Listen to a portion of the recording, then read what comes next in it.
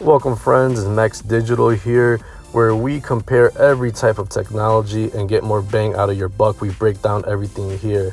And in this video, we're going to compare two budget 5G devices, the OnePlus Nord N10 5G on the left and the Motorola One 5G Ace on the right. Let's take a look and how these compare. So I'm really excited that 5G phones are finally affordable. If you're in a 5G area and you get good coverage, the speeds will definitely help out your cell phone experience.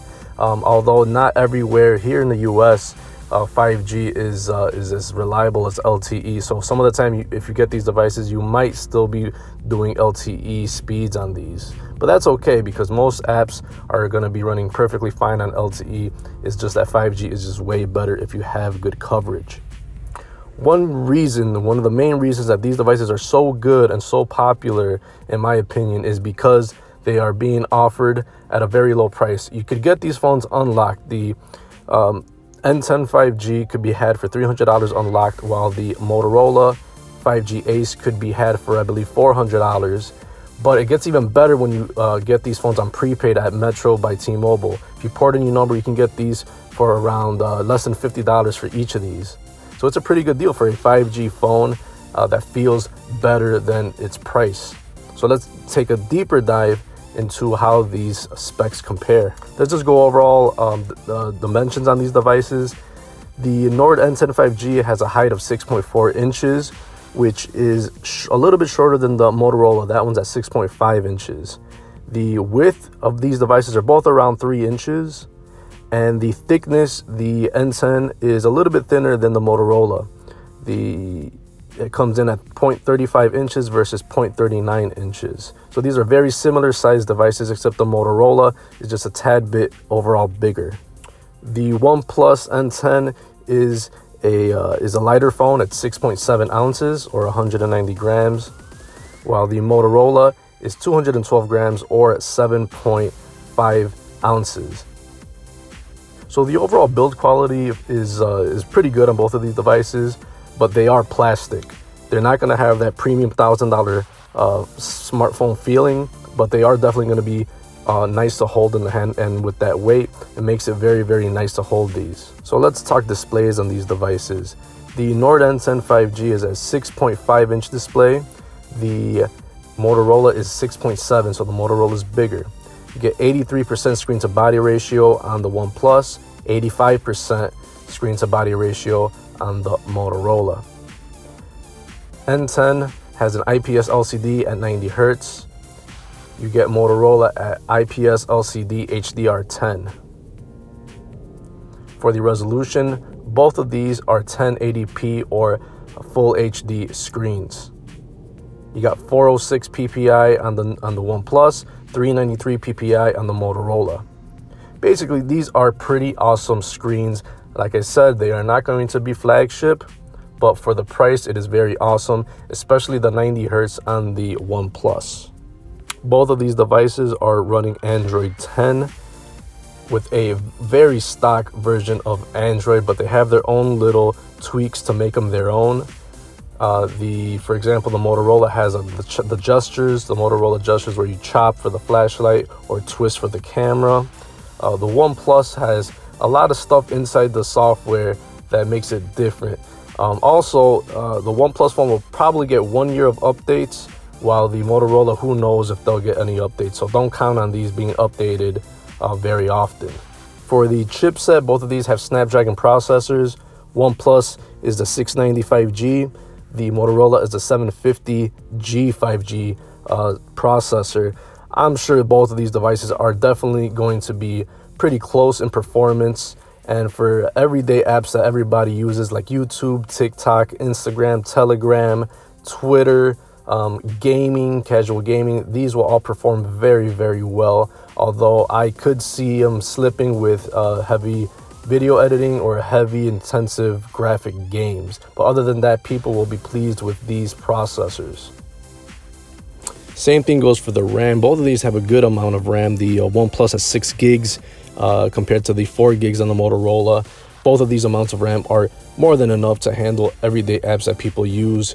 You could open up your Twitter, your Netflix, your Telegram, your WhatsApp, your email, your maps, and you don't have to close them. The RAM will be enough to keep these open next time you open them up, and it shouldn't be bogged down unless you have 100 apps running. So I could see these getting a little bit stuck if you have 1,000,000 apps running, but those are for people that are running these phones very intensively. But other than that, this amount of RAM I'm very happy with. Next, let's talk about storage. The N10 5G has a generous amount of storage, 128 gigs, while the Motorola still has enough, but not nearly enough as the N10. This one has 64 gigs of internal storage.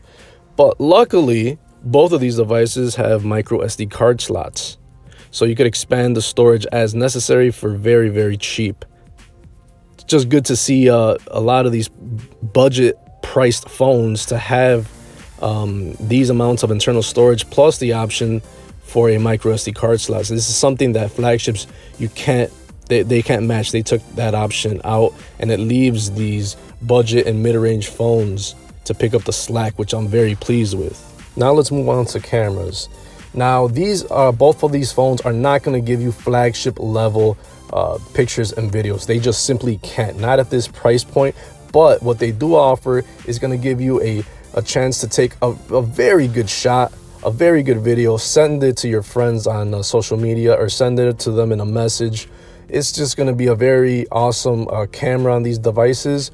You have a 4 camera setup on the N10. You got a 3 camera setup on the Motorola. You get the main camera on the N10 is 64 megapixels. Then you have an 8 megapixel ultra wide, 2 megapixel depth, 2 megapixel macro. Honestly, you should only worry about the main camera and the ultra wide, in my opinion. The other two don't really matter. The Motorola has a 48 megapixel main camera, 8 megapixel ultra wide, and a 2 megapixel macro. Again, you should only care about the main camera and the ultra wide, in my opinion. Both of these phones are awesome with the video resolution. They both shoot in 4K. That is awesome. We're starting to move on from 1080p video. Both the N10 and the Motorola have a 16 megapixel selfie camera, and both of these can shoot at 1080p video, so not too bad on the front-facing camera in terms of resolution and quality. Another reason that these phones are awesome is that they both have headphone jacks. So if you haven't fully embraced wireless headphones, these phones will be for you. You could hook up your headphones, your mic, or you could hook it up to aux in your car to listen to music. So this is an awesome option that is not available on flagships anymore. So both of these are really awesome.